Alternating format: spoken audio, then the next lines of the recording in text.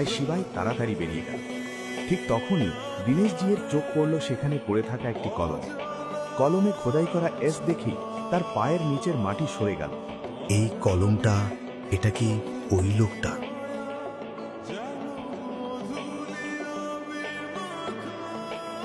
Mister শিবাই, 3 বছর ধরে কোথায় ছিলেন আপনি? আমাদের কোম্পানি কিনতে এসেছেন নাকি? কি কোম্পানি কিনবে? ওই লোকটাকে দেখতে এমন লাগে যে সে একটা সামোসাও কিনতে পারবে। আসলে সে আমার বন্ধু নন্দিনীর স্বামী। ওর কোনো কাজ নেই, তাই আমি ভেবেছিলাম ওকে একটু কাজ দিই। আপনি ওকে বকেছেন, তাইও চলে গেছে।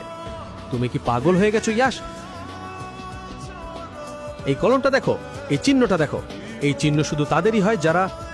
কথা বলতে বলতেই দীনেশজি থেমে গেল। কিন্তু এসব শুনে ইয়াশের অবস্থাও খারাপ হয়ে গেল। জীবনে প্রথমবার সে তার কাকার মুখে এমন ভয় দেখল। স্যার, আপনি কাকে নিয়ে কথা বলছেন? শিবাই সম্পর্কে আপনি কি ভাবছেন? ম্যাডাম, আপনি সত্যিই জানেন না আপনার স্বামীকে? আমি জানি না আপনাকে এটা বলা উচিত কিনা। এর মানে শিবায় স্যার উজ্জয়নে আছেন। বড় কিছু ঘটতে চলেছে। আমাকে আমার টিমকে অ্যালার্ট করতে হবে। ম্যাডাম, এই নিন শিবায় স্যারের কলম। দীনেশজির কথা শুনে নন্দিনী ভয়ে কেঁপে উঠল।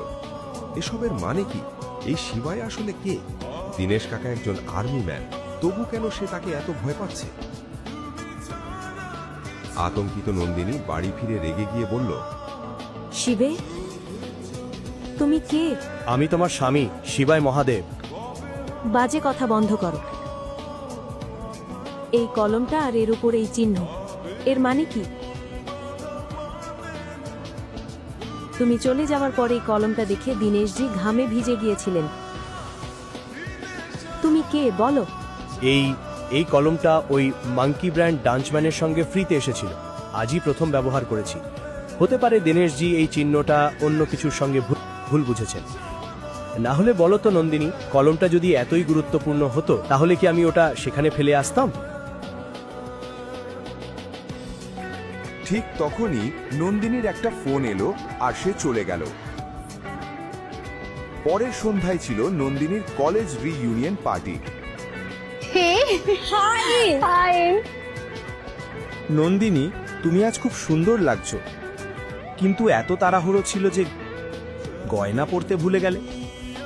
ও সরি, ভুলেই গিয়েছিলাম।